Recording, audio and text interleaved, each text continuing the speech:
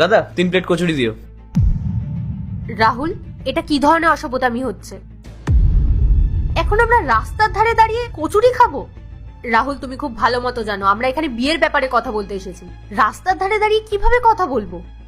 সত্যি পূজা, তোর বাবা মার ছেলে পেলো না? এই ছেলেটাকে তোর বিয়ের জন্য পছন্দ করেছে, যে কিনা লাঞ্চে কচুরি খাওয়াতে নিয়ে এসছে এই ফুটপাতে।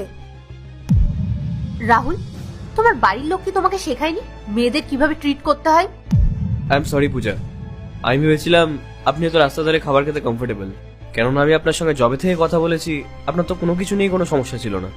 আর একটু আগে আমি যখন আপনাকে স্কুটি করে নিয়ে আসলাম আপনি তখনও কিছু বলেননি, তাই আমি ভাবলাম আপনি হয়তো রাস্তা ধারে খাবার খেতে কমফোর্টেবল হবেন। ওয়াও ইয়ার, এত বড় অফিস!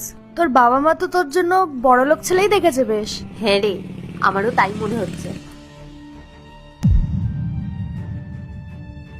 হাই। হ্যালো, আপনি কে? আমি রাহুল, আমার সঙ্গেই তো আপনার বিয়ের ব্যাপারে কথা হতো। আসুন বসুন। আপনি আমাদেরকে এই স্কুটি করে নিয়ে যাবেন? হ্যাঁ, ও, কোথায় যাব? এই সামনেই কোথাও খাবারের দোকানে গিয়ে দাঁড়াবো, খেতে খেতে কথাও হয়ে যাবে। আসুন।